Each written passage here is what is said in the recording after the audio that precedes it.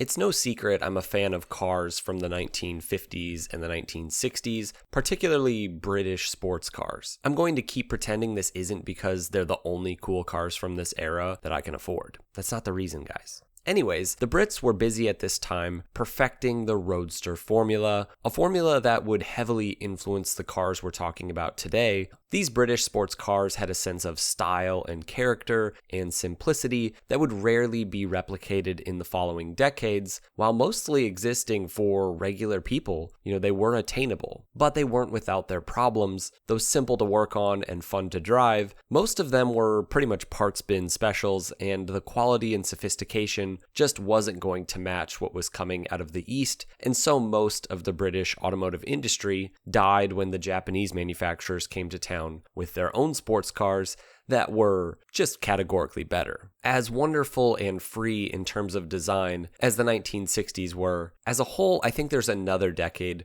worth taking a closer look at from really every corner of the market. In my opinion, this is the decade where cars of almost every kind, and really car culture as a whole, truly peaked. I'm talking about the 1990s. For the most part, the 90s was a good time. I was recently suggested this home video of a dad playing guitar with his family, and this was in the 90s, and you can just tell this was a good time to be alive. This was the decade that brought us Friends and Titanic and Die Hard with a Vengeance. Ugh. It was the end of the Cold War and the dawn of things like the internet. This was the decade I was born as well. I grew up playing things like baseball in the front yard and whatever the heck we're doing here. Oh, and we used to sword fight with empty 2-liter bottles. And my personal favorite, riding the recently banned 3-wheelers. If you weren't a small child like me, though, it was a good time to be a car enthusiast of really any kind. Don't worry, guys, we will talk about trucks. The 70s and 80s had been tough decades for automotive manufacturers. Stiffening safety and emissions regulations had forced companies to get creative if they wanted to make fast, powerful, fun vehicles of really any kind. We saw new technologies become more common and just better.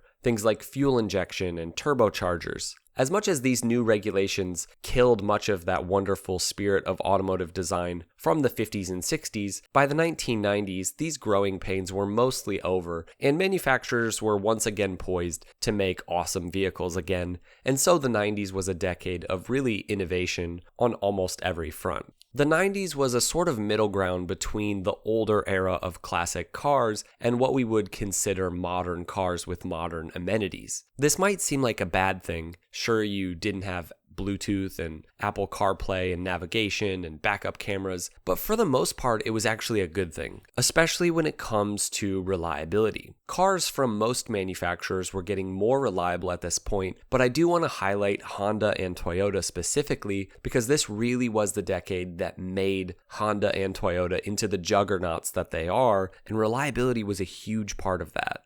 But man, Honda and Toyota were killing it at this time because they were over-engineering their passenger cars and really all of their vehicles to such an extent that while they made an even bigger name for themselves, they played a big part into making the used market what it is today because these cars could easily go to 200, 300, 400,000 miles if maintained properly, or if not maintained properly. What Honda accomplished with motorcycles in the late 60s and 70s is kind of what they did with cars in the late 80s and 90s. On top of that, a Corolla or Camry or Civic or Accord from the 90s still kind of had an old school simplicity to it, which made them so affordable to produce and thus purchase and ultimately maintain. And this is why a boring sedan from the 90s, especially the early 90s, in decent shape with reasonable miles can easily go for over $10,000 today. And this is also why most so-called beater cars are from the 90s. Most cars throughout history haven't been able to last as long as these to even earn the status of beater. Now, in the 90s, you could go get yourself a boring Japanese commuter that would easily surpass 300,000 miles with little upkeep,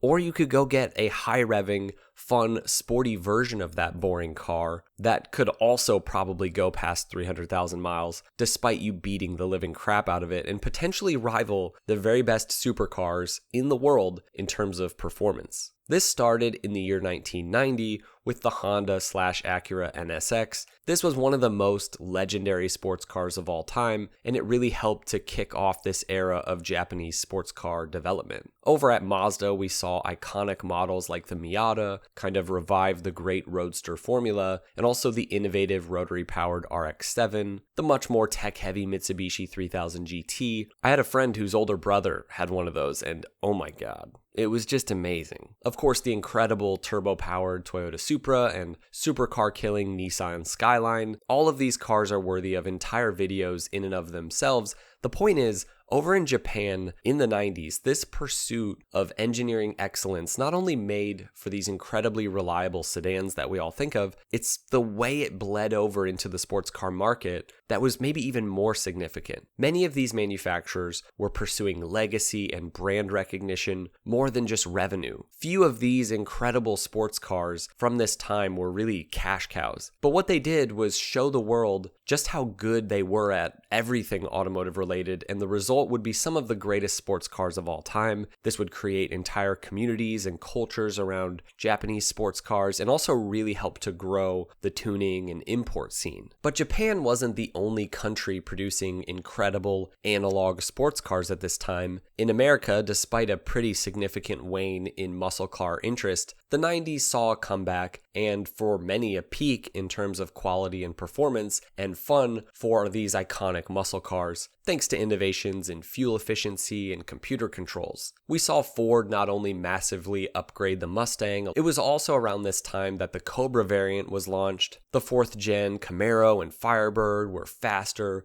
more usable, and way more aggressive looking. Without the significant advancements made by GM and Ford at this time, we would have lost the muscle car altogether. Over in Germany, a lot was going on at Porsche that we can't really cover here, but all you need to know is this was an important strategic time for the company, and it really enabled them to push through some of their toughest financial times and would bring about some of Porsche's greatest cars, the 993 and the Boxster. And we haven't even covered the great exotics from this time like the McLaren F1 and Ferrari F50. I could be wrong, but I don't think I am in saying that this was probably the best decade in automotive history in terms of sports car development. These cars had that raw sports car feel and experience. Despite having incredible innovations in terms of tech, that feel was still there thanks to a lack of driver aids. All I'm saying is that we should have stopped, at least in terms of technological advancement from this time on, because sports cars may have gotten faster and they may have gotten more powerful since the 90s, but they haven't actually gotten much better in my opinion. Okay, let's take a massive turn, not to be confused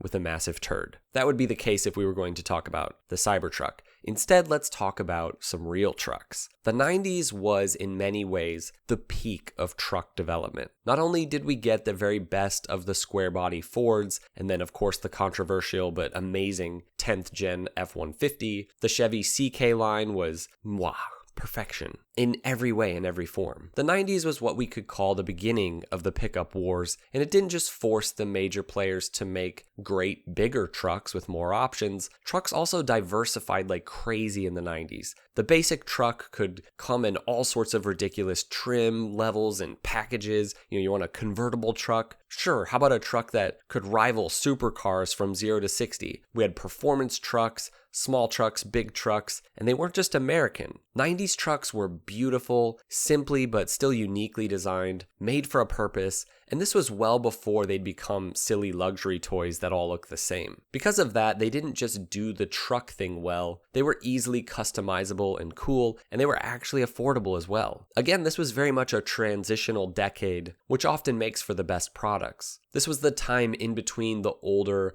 much more basic but useful kind of work trucks of the 60s and 70s and 80s, and the more tech-heavy, luxurious personal vehicles that trucks have become. They were the right size, the right shape, and they did the job well while also being fun. Visibility was better than today. They were simpler to work on and maintain. There were more options in terms of variety and more diversity, and there was just less of a culture of yuppies buying them to pretend that they're something they're not. Trucks were used mainly as trucks. Like sports cars, pickups have certainly advanced and their specs are better today, but that doesn't mean they're actually better as trucks. If you needed something that could tow 10,000 pounds, you could get something like an F350 Super Duty in the 90s. Otherwise, you could just get a normal truck for normal truck stuff. Unlike today, where every truck has so much capability, but they're just used to go to Costco. As a whole, we saw a push from the major manufacturers towards really diversifying their lineups in the 90s. It wasn't just sedans, SUVs, and trucks like it is today. If you wanted a van, you could choose from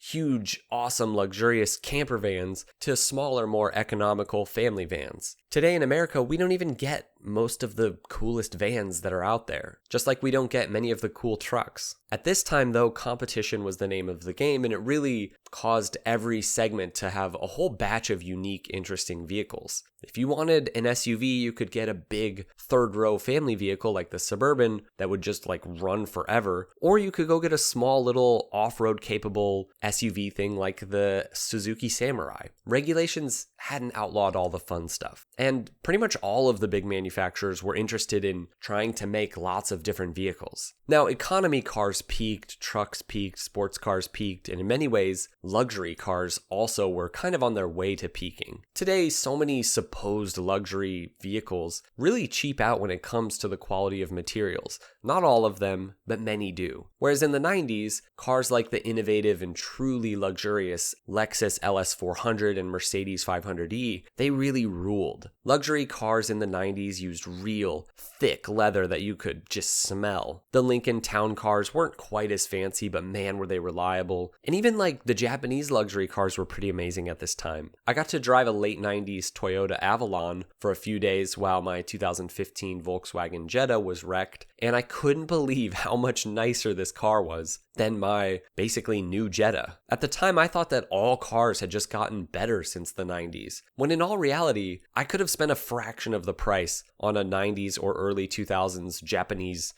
upper spec car instead of my crappy cheap new $16,000 VW, and I would have also had a better driving, more reliable, more comfortable car. Of course, at this time, we also saw the birth of the luxury SUV toward the end of the 80s and through the 90s. Comfort was really important to manufacturers at this time. Cars got so much more comfortable in the 90s, even beyond just luxury vehicles. And cars also had amazing, unique, different colored interiors in the 90s, from the driver-focused cockpit of the Supra to the luxurious wood accents of the S-Class and BMW 850, and buttons, just buttons for everything. It was amazing, and interiors were not meant to cut costs, but to really create an experience for the driver and for the passengers that was intuitive. Today, manufacturers are doing everything to force as many of the controls into the giant iPad simply to cut costs and make it so that every fix for the car is just a software update. But back in the 90s, it was all about making the experience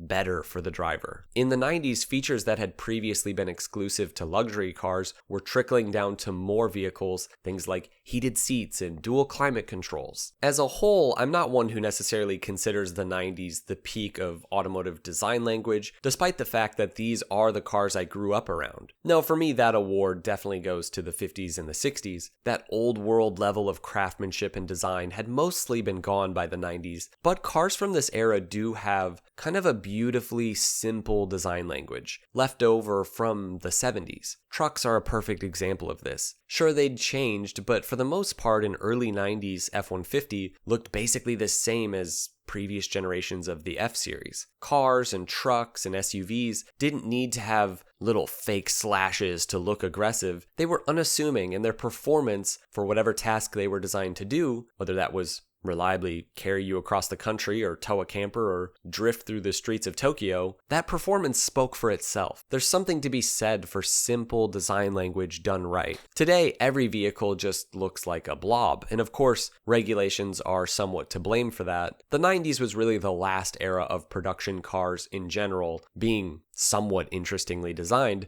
and of course cars were appropriately sized. They fit on the roads. Here where I live in Tennessee, our back roads that weave through pretty much every town, Two regular SUVs or trucks can barely keep from busting each other's mirrors off. And 90% of the time, those huge vehicles have one person in them. It's just entirely unnecessary. There was none of that in the 90s. Even the big vehicles then would be considered small today. Now let's talk a bit about safety. Yes, death rates per 100,000 people in terms of automotive accidents has dropped significantly since the 1960s, but not really much since the 90s, especially with the increase in death rates over the past few years. By the late 90s, per 100,000 people, it had dropped to around 15 fatalities. Over the past few years, we've hovered right around 13 to 14. And that's with all of our advancements in terms of safety tech, lane assist, ABS, traction control, cameras. And guess what? The highest percentages of deaths was not in small cars, but rather trucks. This myth that we need to have the largest vehicle on the road to be safe is just crazy. Passenger cars, and especially crossovers,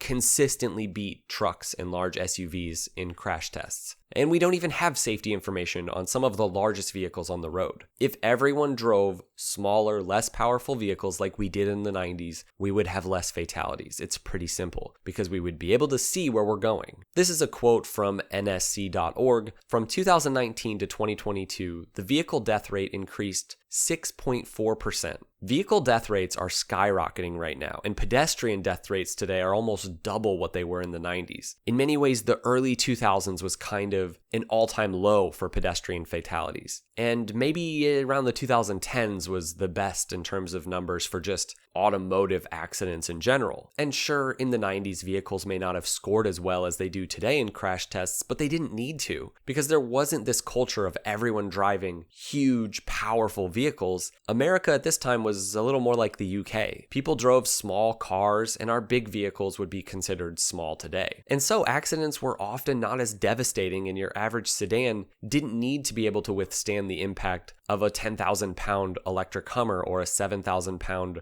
Razor on wheels that is the Cybertruck. And cars had decent visibility, and people weren't on their phones, and pedestrians were much safer in our cities because people could actually see them, and if they did get hit, they had a much better chance of surviving. We could go on and on. The truth is, our numbers are not that much better, despite the fact that cars do rate so much better in terms of crash tests. I think the main point I'm trying to get across with all of this is that cars in the 90s had pretty much everything you could want: incredible reliability, quality materials, fun and exciting driving experiences, most of the modern features you could want, and by the late 90s and into the 2000s, much of the safety features that we have today, except for the ones that try to drive for you and, the safety features that really only exist as a reaction to how much our cars suck, like having cameras everywhere because you can't see around you, or, having the car take over because you're just not paying attention. I'm not saying there haven't been significant advancements in the automotive industry as a whole in the past 25 years. Of course there have been. But there's also been a whole bunch of unnecessary and even harmful changes as well. And in my opinion, this was the decade that cars peaked, and that's starting to show in the value of even average cars and trucks from this era. But if cars were so great and there was so much to like and car culture was booming and sales were at an all-time high, what happened? Well, the truth is many things happened. Things that seem separate at first but are also somewhat intertwined. First, you can't really talk about changes in automotive design and development over the past few decades without mentioning the CAFE standards. As the 70s got underway, regulators realized that there was a problem. Big, honking American cars were using up way too much gas, and there was a shortage at this time, so the CAFE standard, that is the corporate average fuel economy standard, was created essentially to penalize automakers who weren't able to get their cars to meet specific efficiency targets. But light trucks were, of course, exempt from this, so cars got more efficient, but then at some point in the 2000s, manufacturers figured out that they could just turn everything into a light truck, whether it's an SUV or a van or a crossover or an actual truck. And now, some 80% of all vehicles in the US fall under this category of light truck. So instead of actually making more economical cars like we were in the 90s, today it's just all trucks. as a way to get around the CAFE standard. And this coupled nicely with exactly what we said about Honda and Toyota sales. Virtually every major manufacturer has dropped in total sales over the past 2 decades. Not only can they meet the CAFE standards, making larger, more luxurious oriented vehicles, but they can sell less product and make more money doing so. So for you, sucks to be a first-time car buyer. There's just not much available. Better get ready to spend more than your yearly income on a vehicle. This and the EPA regulations are the reason we don't have cool small trucks, like we did in the 70s and 80s and 90s, because they don't and really can't meet the standards for fuel economy, but these huge gas-guzzling SUVs can quite easily because they're just bigger. And if your car's bigger, it doesn't have to meet as many standards. And so most manufacturers are just not interested in making the kinds of cars that we had in the 90s. Cars don't look the same as they did in the 90s because of stiffening safety regulations, hence the era we live in now, which is the era of the blob car. From an Accord to an Outback, these vehicles look almost nothing like their predecessors. But if you're going to make less vehicles in total, but the vehicles you produce will be more expensive, they've got to have more features, right? And so taking off with an idea that started in the 90s really, cars have become more advanced. Advanced navigation, touchscreens, cameras front and rear and sides, and cameras under for some reason. Bluetooth, twisty knob shifters, a car that will park itself. All great, I guess, in theory, but in reality, it's just more crap to go wrong. And sometimes it's not actually better. And so service centers are as busy as ever, not with old vehicles, but with new vehicles, and tackling new problems that they've never faced before as cars are becoming more and more tech-heavy and complicated. Also, there's a trade-off for increasingly better economy from things like direct injection. Some of these things are actually bad for your engine's longevity. Again, the middle ground between older carbureted cars and what we have today is really the best good old-fashioned fuel injection from the 90s. It's not folklore to say cars from the 90s were more reliable. In many very tangible ways, they were. The goal for manufacturers today seems to no longer be primarily to make better cars. We really peaked at the actual important car stuff decades ago. Now the primary goal is to sell you on something or a bunch of somethings that you don't need. Unless you're trying to do something really fun and crazy, the car is just supposed to get you from A to B. And sometimes more isn't better. And I really believe that's true of vehicles. A blender is a perfect example. The Vitamix is perfect. It doesn't need any more features. It's able to withstand daily use for years and years on end. Adding more stuff to it will only make it worse because there will be more to go wrong. So just leave it alone. And in my opinion, a mid to late 90s Honda Accord or Toyota Camry, it's like a Vitamix. But most manufacturers wouldn't actually save much money today by making a simpler vehicle like that. In fact, most manufacturers have their factories set up to make every car have all of the most expensive features so that when you do make a more simple car, they're pretty much just disabling those features, and you can see why that doesn't really save them money. And don't get me started on the fact that new cars make more money today from spying on you and collecting your data than anything else. Also, car culture has changed quite a bit since the 90s and early 2000s. Car meetups and communities, in many ways, it all peaked at this time. This was before social media and before rich, non-car people ruined these kinds of things. It was less about who had the most expensive or craziest car or who could do the most ridiculous burnout. And it wasn't about hating on other people's cars, for having a different taste than you. Now, I'm not saying there aren't still positive, genuinely good communities, but as a whole, and especially in the performance world, car culture has gotten pretty toxic. I want to end this, though, on a positive note by going through some of the great 90s vehicles I've been lucky to either own myself or that my parents owned. First, an early 90s Plymouth Grand Voyager or one of those Chrysler vans. I'm not sure which one it was. Anyways, that van managed to haul my gigantic family around when I was a kid and also managed to save my mom and 2 sisters in a massive head-on collision with a drunk driver when I was really young. We also had some other vans in the 90s, maybe a Pontiac Transport, I'm not sure. My dad had several 90s trucks, including multiple CKs, and a 98 S10 that ended up being my first vehicle. That truck was a manual with a 4-cylinder that made about 20 horsepower. I loved that truck. It was everything great about a 90s vehicle. It had a deep, beautiful blue color, comfortable seats, a trusty, reliable little motor and transmission, and I sold it for a Mustang like an idiot. I then wrecked that Mustang and bought a $900 1998 Chevy Monte Carlo that was an absolute boat and ran amazing, and then another 1998 S10. And for the most part, out of all the vehicles I've owned, the ones that weren't from the 90s gave me more fits than the ones that were from the 90s. But hey, that's just me. All of these cars have fond memories associated with them, but I would love to hear from you guys. What's your experience been with cars from the 90s? And was this really the best decade for automotive development? I would love to hear from you. Let us know what you think in the comments below, and we'll see you in the next video. Drive safe.